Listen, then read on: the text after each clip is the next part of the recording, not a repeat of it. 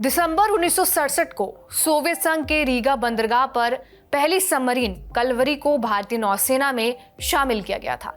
लेकिन 5 जुलाई 1968 को पहली बार आईएनएस कलवरी भारत के विशाखापट्टनम पहुंची थी। कलवरी 30,500 किलोमीटर से ज्यादा का सफर तय कर भारत पहुंचा था। भारत के लिए कलवरी ने 4 साल बाद भी अपना जौहर दिखाया। 1971 के भारत पाकिस्तान युद्ध में कलवरी ने कराची बंदरगाह को तबाह कर दिया था। दरअसल भारतीय नौसेना ने ऑपरेशन ट्राइडेंट चलाया था। जानकार कहते हैं इस ऑपरेशन में सबमरीन की अहम भूमिका रही थी।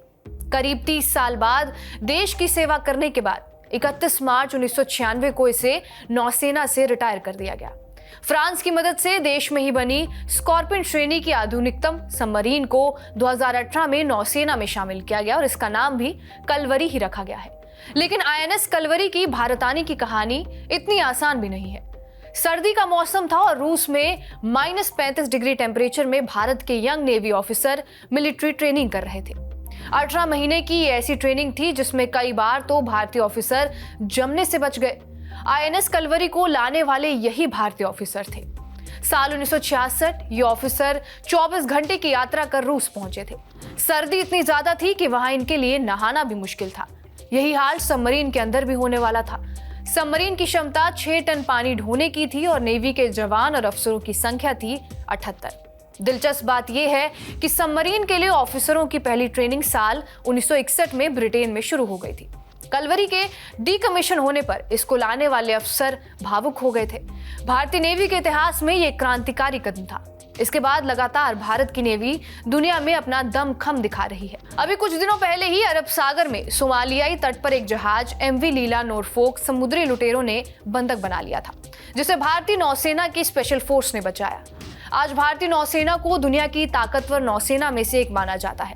400 साल के गौरवपूर्ण इतिहास को समेटे भारतीय नौसेना ने तकनीकी तौर पर भी कई बदलाव किए हैं। 1612 में गठित भारतीय नौसेना को तब इसे रॉयल इंडियन नेवी कहा जाता था। भारतीय नौसेना की मौजूदा शक्ति की बात की जाए तो नौसेना के पास 2 एयरक्राफ्ट कैरियर हैं, आईएनएस विक्रमादित्य और आईएनएस विक्रांत। 11 से ज्यादा बेस है जो अंडमान और निकोबार द्वीप समूह, पश्चिम बंगाल, आंध्र प्रदेश, तमिलनाडु, ओडिशा, केरल, लक्षद्वीप, महाराष्ट्र, गोवा, कर्नाटक और गुजरात में मौजूद है।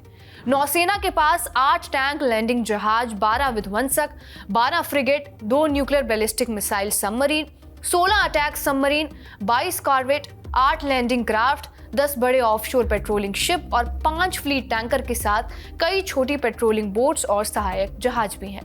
बहरहाल आपका इस वीडियो पर क्या कुछ कहना है हमें कमेंट बॉक्स में जरूर बताएं। बाकी देश और दुनिया की तमाम बड़ी खबरों के लिए बने रहे हमारे साथ TV9 डिजिटल पर।